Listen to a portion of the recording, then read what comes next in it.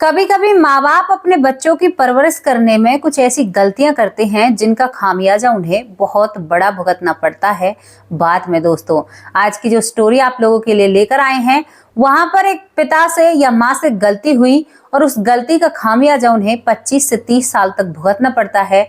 और दोस्तों, जो भी इस घटना को सुनता है केवल यही कहता है कि ऐसा भी क्या हो सकता है। आखिरकार ये कहानी क्या होती है? और ये उन माँ बाप के लिए बहुत बड़ी प्रेरणादायक कहानी है जो माँ बाप ये समझते हैं कि हम अपने बच्चों पर एक समान प्यार करते हैं या अपने प्यार में नाप तोल कर देते हैं। तो चलिए बिना देरी करते हुए कहानी की तरफ चलते हैं। कहानी की शुरुआत होती है मध्य प्रदेश के भोपाल से। मध्य प्रदेश के भोपाल के रेलवे स्टेशन के समीप दोस्तों एक घर होता है और उस घर में एक परिवार रहता है। परिवार का जो सदस्य होता है उसका नाम अनुज होता है और अनुज की पत्नी का नाम गायत्री होता है और इनकी एक 6 साल की बेटी होती है जिसका नाम नेहा होता है। दोस्तों, नेहा 6 साल की थी और नेहा की माँ गायत्री और अनुज नेहा से बहुत ज्यादा प्यार किया करते क्योंकि उनकी एक लौती संतान थी। दोस्तों, गायत्री को डॉक्टरों ने कह दिया था कि तुम एक ही संतान को पैदा कर सकती हो, कोई ऐसी परेशानी तुम्हारे बच्चे होने में आई है, बेटी को जन्म देने में, कि तुम दोबारा माँ नहीं बन सकती। तो इसी वजह से जो गायत्री और अनुज होते हैं वो अपनी बेटी नेहा से बहुत प्यार करते हैं और उसकी हर ख्वाहिश की पूर्ति करते हैं कि मतलब बेटी कुछ भी मांगे तो वो जरूर अपनी बेटी को ला कर देते हैं। धीरे धीरे वक्त निकलता है।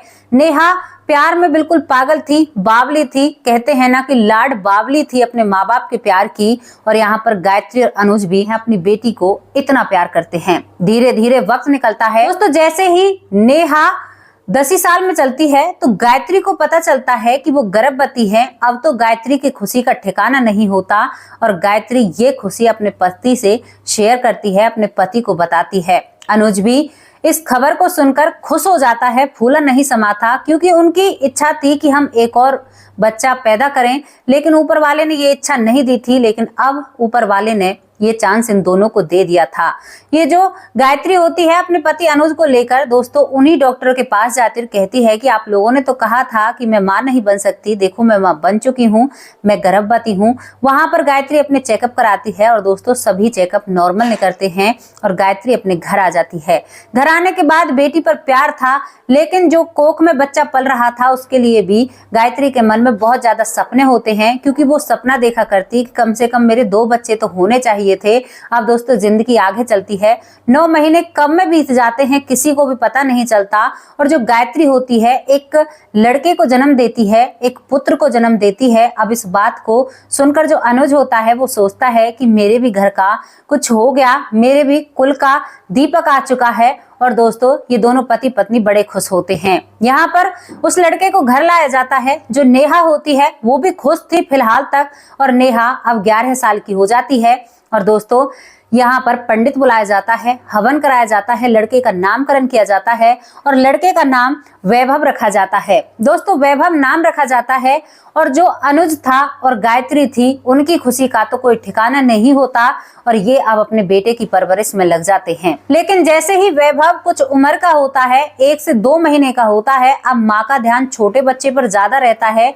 लेकिन ये बात नेहा को पसंद नहीं आती है और नेहा कहती है कि मम्मी आप तो जब से भैया आया है आप भैया से ही प्यार करती हो, आप मुझसे प्यार नहीं करती। इस बात को सुनकर गायत्री अपनी बेटी को पुचकारती और कहती है कि बेटी ऐसा कुछ भी नहीं है, तुम्हारा भाई अभी छोटा है तो उसका ज्यादा ख्याल रखना पड़ता है, इसी वजह से मैं उस पर ज्यादा ध्यान देती हूँ, तुम पर भी तो मैं ध्यान देती हूँ। और दोस्तों कुछ और वक्त निकलता है। जो नेहा होती है उसका भाई करीबन 2.5 महीने का हो जाता है। अब यहाँ पर इतनी ज्यादा नेहा अपने भाई से जलने लगी थी उस 2.5 महीने के बच्चे से कि अपनी माँ की तरफ हमेशा घुर्राया करती और कहती कि तुम तो इसी से प्यार करती हो।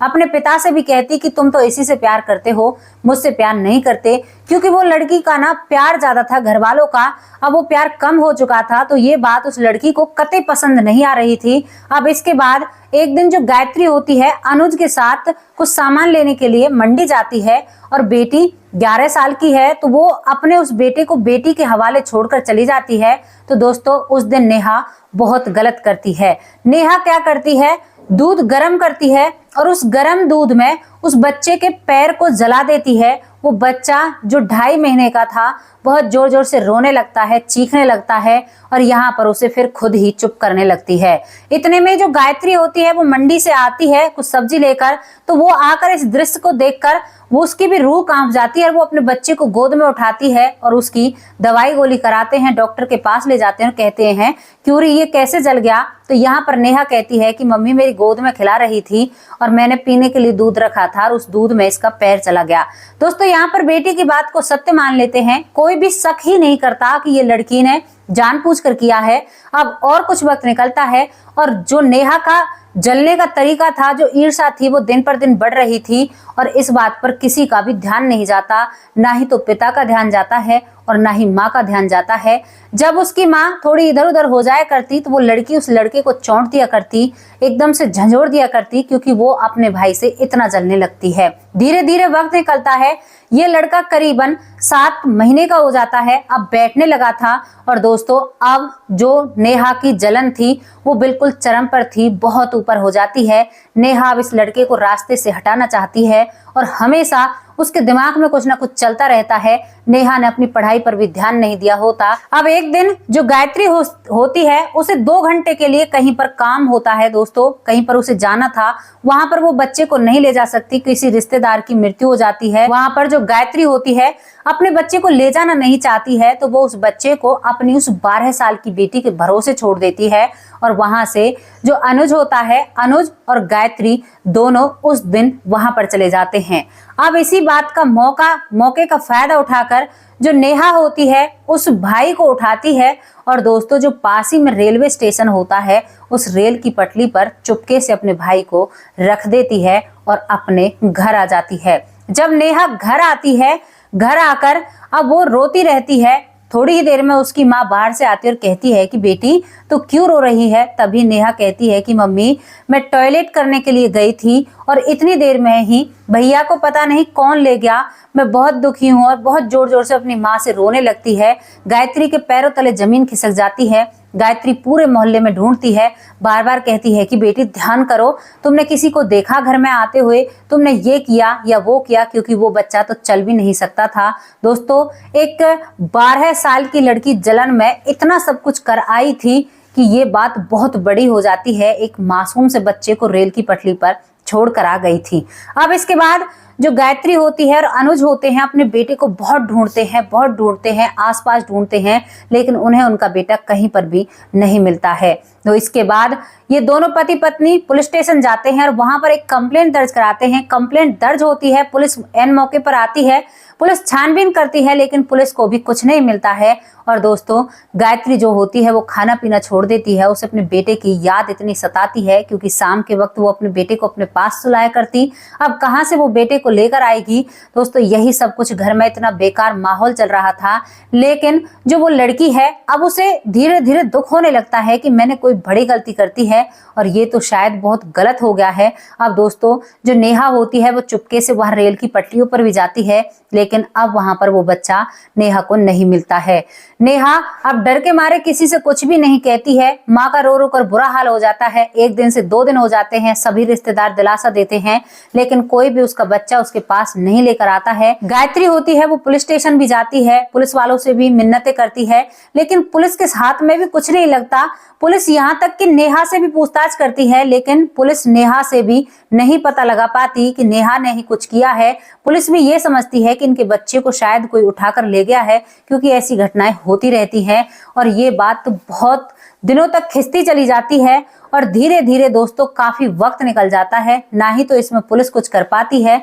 और दोस्तों जो नेहा होती है, नेहा भी किसी को कुछ भी नहीं बताती है और यहाँ पर गायत्री ये समझ लेती है कि मेरे बच्चे को तो कोई चुरा कर ले गया और ये लोग अपनी जिंदगी जीने लगते हैं। लेकिन वो दिन कौन सा था जिस दिन गायत्री अपने बेटे की याद में नहीं रोआ करती। दोस्तों हर किसी से पूछा करती, कई महीनों तक गायत्री पागलों जैसा व्यवहार किया करती, लेकिन उसका बेटा कहीं से भी लौटकर नहीं आता है।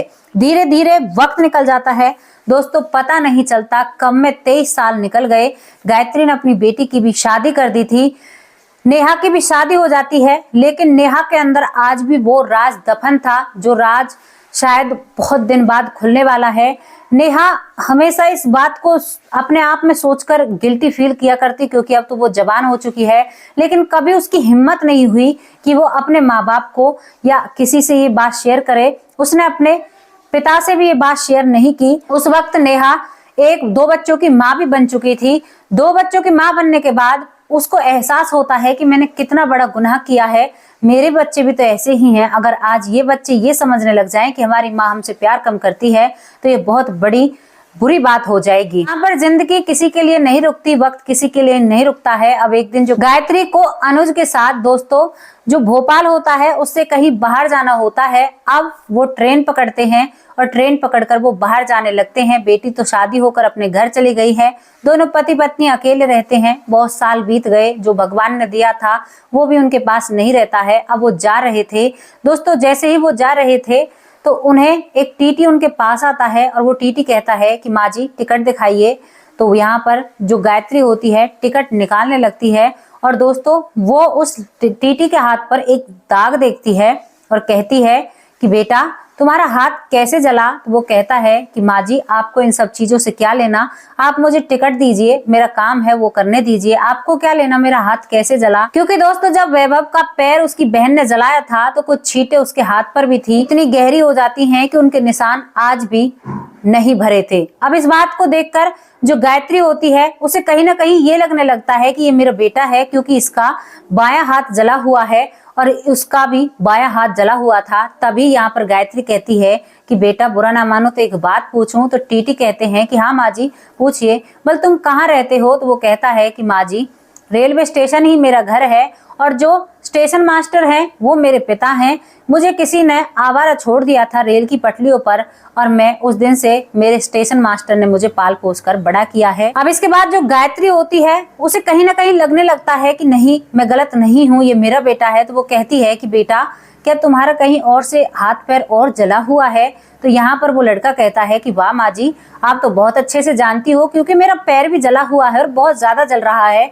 तभी वो कह देती है अपने पति के जो साथ में बैठा हुआ है अनुज, उससे कहती है कि देखो हमारा बेटा मिल गया, यही हमारा बेटा है। तो टीटी साहब कहते हैं कि क्या पागल हो गई हो माँ जी, आप क्या खा कर आई हो, मैं आपका बेटा कैसे हो सकता हूँ। तो वो कहती है कि नहीं बेटा तू मेरा ही बेटा है, तू एक काम कर मुझे अपने उस स्टेशन मास्टर से मिला दे, मैं उससे बात करना चाहती हूँ, तू पक्का मेरा बेटा है। तो वो कहता है कि नहीं मैं आपका बेटा नहीं हूँ, हाँ मेरा पैर भले ही जल रहा है लेकिन मैं आपका बेटा नहीं हूँ। तो वो कहती है कि बेटा तेरा क्या चला जाएगा अगर तू अपने पिता से मुझे मिला देगा।